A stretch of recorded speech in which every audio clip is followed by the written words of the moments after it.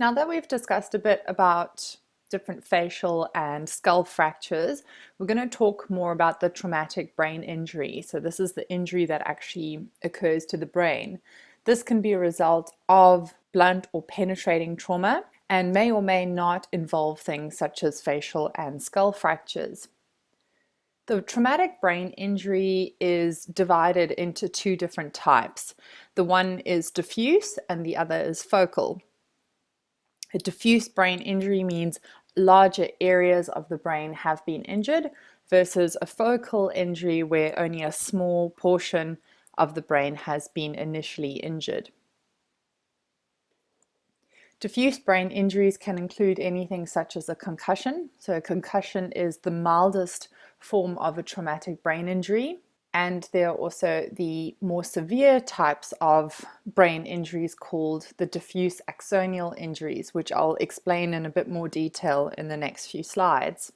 And under focal traumatic brain injuries, these include all the different contusions and hemorrhages within the brain, and they fall under different titles depending on the location and where they're found. So we can get epidural hematomas or epidural hemorrhages, a subdural hematoma or subdural hemorrhage, a subarachnoid hematoma, and an intercerebral hematoma. All of the things that I've discussed on this page are considered to be a primary brain injury. So that's an injury that occurred because of external forces and it was an acute initial injury. Secondary brain injuries develop in traumatic brain injuries as a result of the bruising and the swelling and the changes to somebody's level of consciousness, their respiratory drive, and changes to their blood pressure. And they may not be able to get enough oxygen up to the brain and to those injured areas where the swelling is taking place. And this can cause a secondary hypoxic brain injury, where the cells in that area are not getting enough oxygen and nutrients, and then they also start to deteriorate and become ischemic. The mechanism of injury involved in these primary traumatic brain injuries generally results from a blunt force trauma to the head, which results in an acceleration-deceleration injury, also known as a coup contre coup injury. The term coup is a French word which means a blow or a direct hit, and then contre coup is a counter blow or a counter hit. And what happens in these acceleration-deceleration injuries is a few different mechanisms take place. It's important first to just remember that the brain and the spinal cord is protected by the meninges and suspended in a bit of fluid. So there are layers between the skull and the actual brain. And the different densities involved create different masses. And when masses move, they move at different speeds. So when somebody is hit in the head, like in the diagram on the top left-hand side, by a baseball bat, as the bat hits into the head will start to move in the same direction as the bat. But because the skull and the brain move at different speeds, because they have different masses, the brain actually impacts with the front of the skull as that skull moves, because the brain has left behind, it hasn't actually moved yet. It impacts, and that first point of impact is called the coup injury. Then as the skull continues to move backwards, and say this person falls over and they land on the ground and the back of their head comes into contact with the ground, then the brain is rapidly moving in that same direction and has this deceleration injury where it hits into the back of the skull, and that's the contra coup injury. So these will generally happen on opposite sides of the skull, particularly if it's a linear movement, so moving all in one direction. You can also have twisting or spiral movements, which are a lot more complex, where you would have multiple points of impact. But we have a small little video clip to show you how the brain sort of rattles around inside of the skull during these rapid acceleration and deceleration movements and how these injuries occur.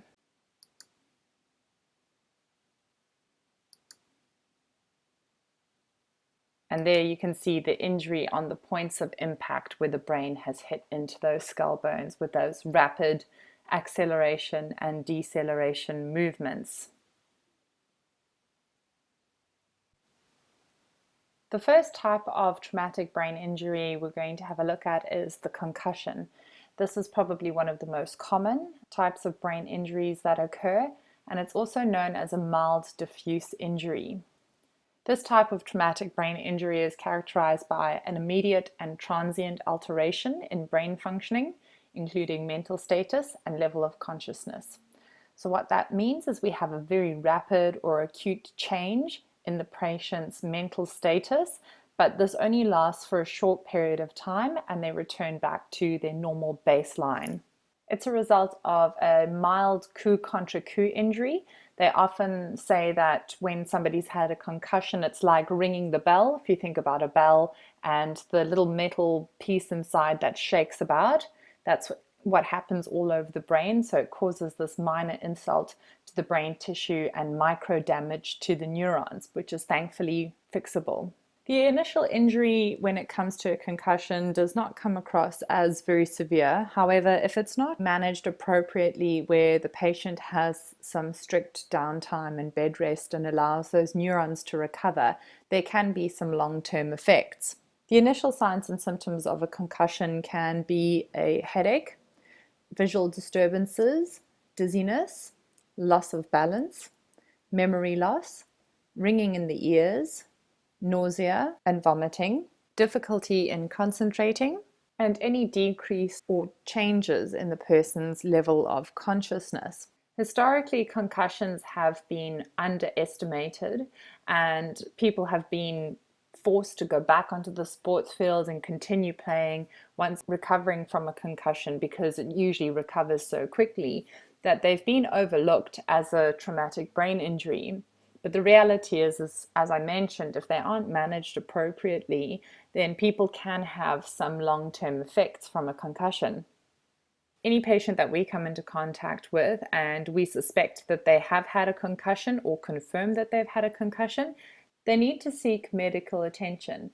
And if that patient doesn't require hospitalization or they refuse to go to hospital, they need to then go and see their GP and be assessed and be advised on how to manage the condition appropriately. The most severe form of this acceleration-deceleration injury is the diffuse axonal injury.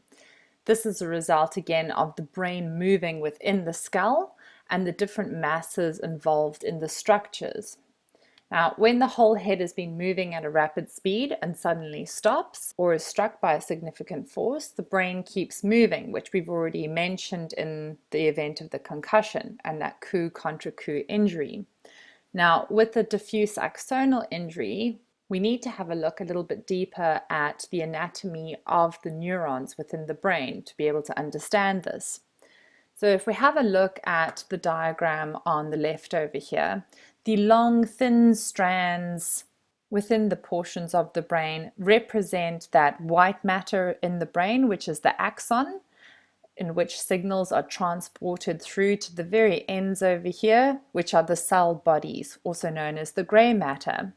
And we can see these structures look different to one another, and they have different types of densities. And we can also see it quite clearly in this image in the middle over here. There's the thin, long axons, and then meeting with the cell bodies on the outermost surfaces of the brain. When there has been this acceleration-deceleration injury, the gray outer matter has a higher density than the white matter inside.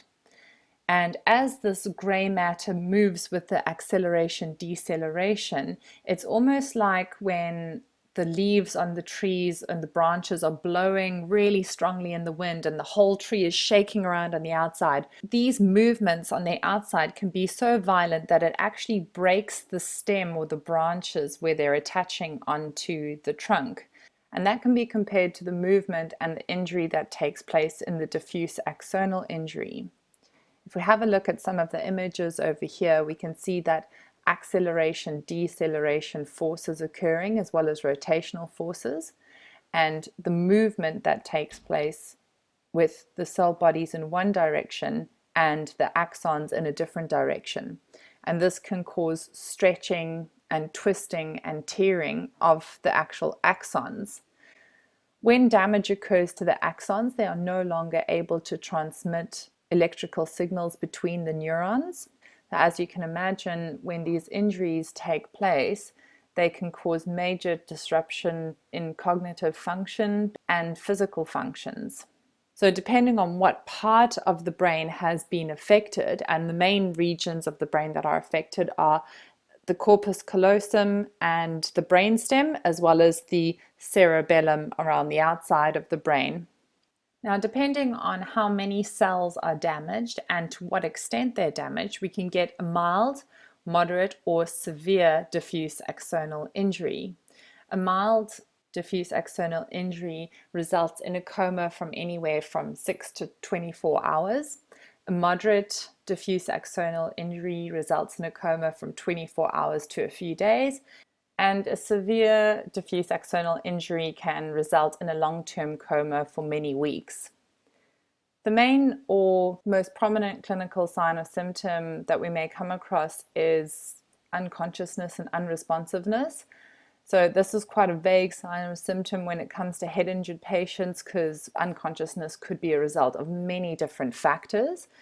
We manage these patients symptomatically, do a complete and thorough primary and secondary assessment, as well as taking a good history about the mechanism of injury involved.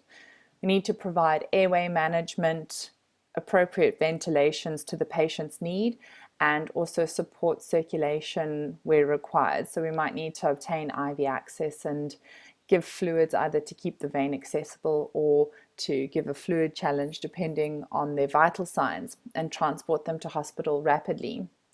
Even when these patients are in hospital, the diagnosis of diffuse axonal injury can be quite difficult to make, as there may not be clear signs on brain imaging that there has been a diffuse axonal injury. Now we're going to have a look at the focal types of brain injuries and discuss the different types of intracranial hemorrhages or contusions and hematomas. The first one is the epidural hematoma, or also known as the extradural hematoma. This is when bleeding occurs in the inner surface of the skull and the dura mater over here. This is usually an arterial bleed because it commonly involves a torn middle meningeal artery.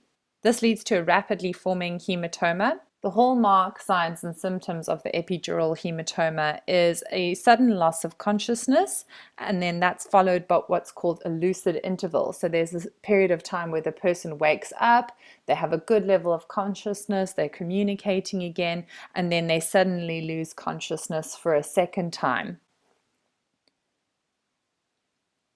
Then we have the subdural hematoma, which occur more frequently than any other intracranial injuries, and they have the highest morbidity and mortality rates of all hematomas.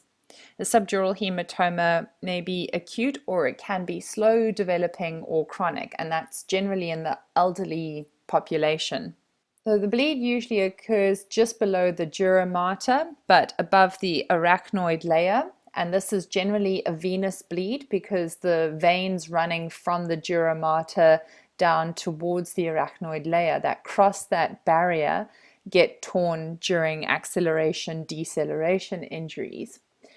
This venous bleed is slower than the arterial bleed that happens in the epidural hematoma. So generally the signs and symptoms come on at a slower rate. Interestingly enough, is in the elderly patient, these subdural hematomas can be enormous because as we get older and older, the brain shrinks. And as the brain shrinks inside this cranial cavity, there's a larger and larger space or potential space that's created in the subdural space.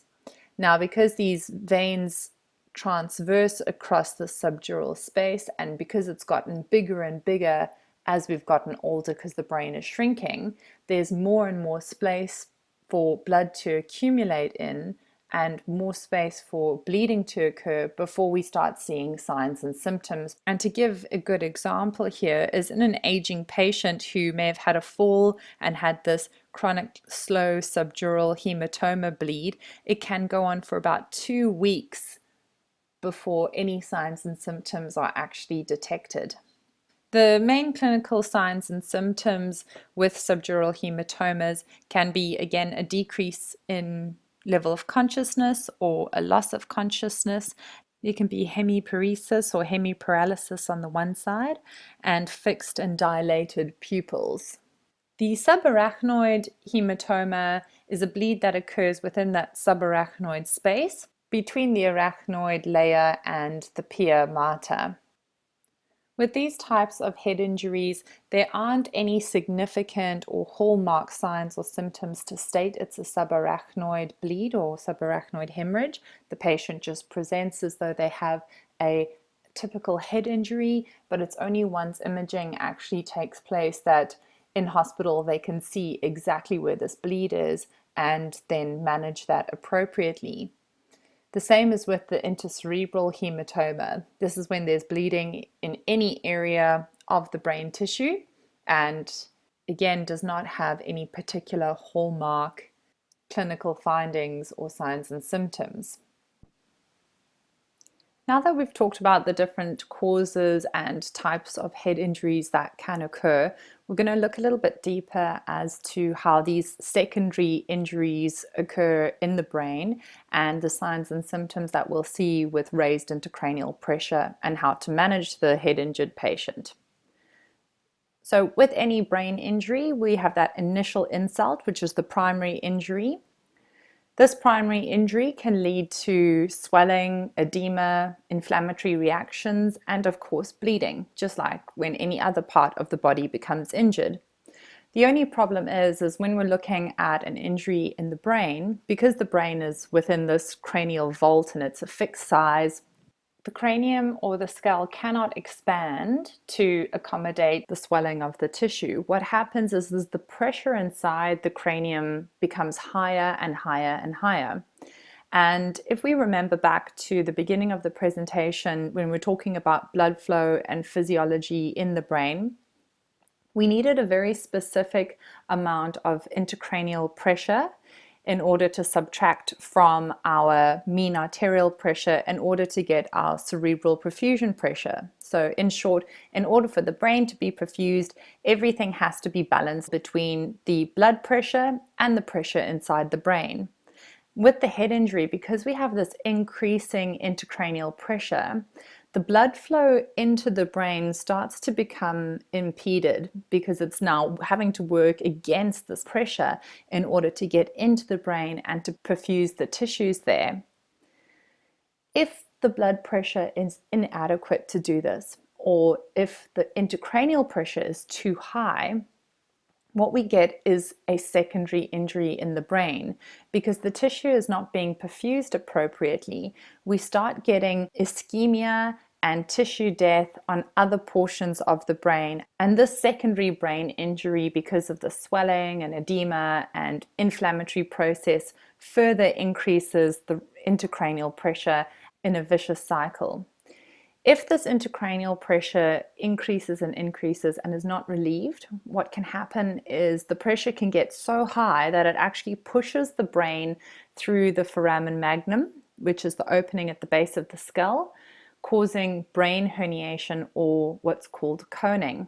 As the brainstem is one of the first parts of the brain that is squeezed through this foramen magnum, the pressure on the brainstem interferes with the normal vital functionings of the body. So it has major effects on the respiratory and cardiovascular center as well as other functionings within the body.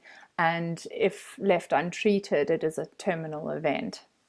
Signs and symptoms of raised intracranial pressure can include anything from headache, nausea and vomiting, confusion or combative, uncooperative behavior, an altered level of consciousness or progressively decreasing level of consciousness, pupillary changes and irregular gazes. We've got a few descriptions over here on the right hand side of the page. So we could have unequal pupils, or pupils not reacting to light appropriately, or gazes where the eyes are fixed in a particular direction, where you get your conjugate and disconjugate gazes, as well as irregular posturing, which we'll describe in the next slide, where we've got decorticate and decerebrate posturing, and possibly seizures. These are all signs and symptoms of a raised or an increased intracranial pressure. But as the intracranial pressure becomes more elevated, we get this condition called Cushing's triad. So there are three different aspects to this. The first is having an increased systolic blood pressure, which results in a widening pulse pressure. So the systolic is raising, but maybe the diastolic is staying the same, or also could be decreasing slightly. The increase in systolic blood pressure occurs as a result of the sympathetic nervous system responding to the raised intracranial pressure, because it's trying to increase the blood pressure to ensure that there's perfusion of the brain. At the same time, we have an opposing reaction in the heart rate.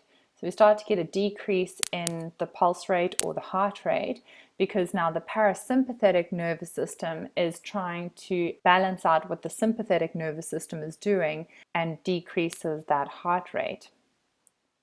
Then we also notice that there's irregular respiratory patterns, such as Cheyne-Stokes breathing, and this is as a result of the pressure that's being put on the brainstem. Cheyne-Stokes breathing is rapid breathing or hyperventilation, as we can see here in this respiratory pattern, going for a short period of time, followed by long pauses of apnea or no breathing.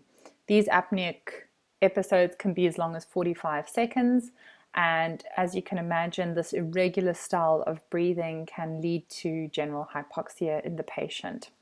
Something that's quite helpful in remembering the signs and symptoms of Cushing's triad is that they're completely opposite to that of a patient who may be in shock. So in shock, normally patients will have a low or decreased blood pressure, an increased heart rate or pulse rate, and increased respiratory rate.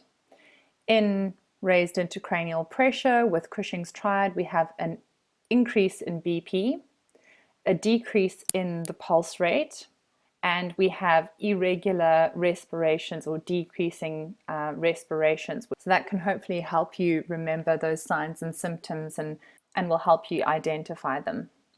This abnormal posturing can either be called decorticate posturing, which is the first image at the top, where the arms are flexed in towards the body and the legs are extended out. Or you can get decerebrate posturing, where the arms are extended down and the wrists are flexed outwards away from the body, and the legs are extended in the same manner. These two types of abnormal posturing are important to be able to identify, because this also makes up part of your GCS assessment when you're looking at the motor function. Decorticate posturing would give somebody a score of 3 out of 6 in motor, whereas decerebrate posturing would give somebody a score of 2 out of 6 in the motor function. When conducting our assessment on the head injured patient, we're going to assess our DRS ABCD as per normal. When checking the patient's response, we're really looking for a more detailed information, such as the GCS. The GCS was originally designed for head injury patients. The GCS should make up part of your normal vital sign assessment, particularly on a patient where the level of consciousness could be changing. So every time you do a vital signs assessment on the head injured patient, you should be conducting a GCS at the same time to look for any changes. When assessing the vital signs, the three components to keep a very close watch on is the heart rate, looking for any changes with the rate, the rhythm, and the strength. Assessing the blood pressure for changes in systolic blood pressure in particular, and the respiratory rate and pattern. Then other than that, we need to obviously conduct our normal vital signs surveys, so checking the blood oxygen saturations, the temperature, blood sugar levels, and the capillary refill. Assess the patient's history. So if you're unable to get this from the patient, ask bystanders for the sample history and history of the event or the mechanism of injury involved. Conduct a secondary assessment, so check from head to toe for any other injuries and ensure that during your secondary assessment you're checking that pupil response and looking for any abnormal gazes. Conduct a halo test if there is any blood from the nose or ears or from an open skull fracture, so we can assess for any cerebrospinal fluid in that. And then we can also check for Babinski's sign. So you can run at the back of your pen or the back of your fingernail quite firmly up the patient's foot from the heel up towards the toes. And if the patient's toes fan out and the toe flexes upwards, that's a Babinski sign. This is what normal flexion would look like in a patient. Keep in mind though, Babinski's sign is a regular finding in children under the age of 2. So if you do see it on a child, it's not a very good indication whether there is injury or any neurological damage. When managing a patient with a head injury, the primary focus is to try and prevent that secondary brain injury from occurring. We can do this by providing adequate airway management, oxygenation, ventilation, and maintaining a sufficient blood pressure to perfuse the brain. In regards to managing the patient's airway, we only look at introducing an artificial airway for a patient where they have a decreased level of consciousness and do not have an intact cough-gag reflex. If we were to try and insert an oral airway into the patient with an intact cough-gag reflex, if they were to cough or to attempt to vomit, this would dramatically raise the intracranial pressure and could have very negative effects on our head injury patient. So we need to ensure that the patient is unconscious and unresponsive in order to insert an airway, such as an oropharyngeal airway, or more appropriately in these patients we'll look at putting in an eye gel or an LMA because it provides more protection to the patient's airway and also aids in delivery of our ventilations with minimal amount of gastric insufflation. Nasopharyngeal airways are contraindicated in basal skull fractures, Le Fort fractures, and nasal fractures. So just ensure that if you are going to use a nasopharyngeal airway, you're ruling out these aspects before introducing one. If intermittent positive pressure ventilations is necessary, we want to aim for a respiratory rate of about 12 to 15 breaths per minute. We do not want to hyperventilate these patients. If we hyperventilate a patient with a head injury, we can cause cerebral arterial constriction, and this can worsen the patient's condition. When transporting this patient, in an attempt to also try and decrease that raised intracranial pressure, we can slightly elevate the head anywhere from above 10 degrees.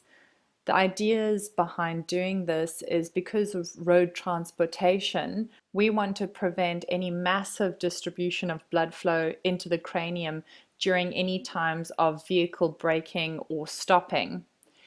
The elevation also aids in draining blood away from the brain, which again helps to reduce that intracranial pressure. When managing the circulation of the patient, we want to ensure that the systolic blood pressure remains above 100 millimeters of mercury. If the systolic blood pressure drops below this, we're at risk of the patient's brain not being able to be perfused because that cerebral perfusion pressure is interfered with. Obtaining IV access on these patients and having IV fluids ready to go in the case of the blood pressure dropping is essential. However, with administration of fluids, we also need to be careful that we don't fluid overload this patient either. So when giving boluses, we want to give smaller boluses in our IV fluids and constantly reevaluating that, just ensuring that the blood pressure remains above 100. We don't want to give too much fluids to go over that. Keep in mind as well that when there's a significant head injury, we suspect that there's a C-spine injury associated with this. So I'd like to take C-spine precautions, whether that be holding inline stabilization or application of a collar and immobilization. Be aware of the complications of our C collars, that if we place them on too tight, we can cause raised intracranial pressure by constricting the venous return from the brain. So providing careful application of that C collar is essential to this patient's well-being. With all of our interventions, we need to constantly monitor any changes in the patient's vital signs and GCS levels. So we're constantly planning, implementing, and evaluating our management of our patients. We need to transport these patients quite rapidly to hospital because in the event of getting dangerously high raised intracranial pressure, they need surgery as soon as possible. So we need to also consider our mode of transportation for these patients, whether it will be via road or if actually calling in a helicopter to transport them would be better in that circumstance. And you'll have to judge that on your location, access, and the patient's condition. Thank you for joining us for our online presentation on head injuries. If you have any questions or clarifications that need answering, please don't hesitate to contact paramedical services.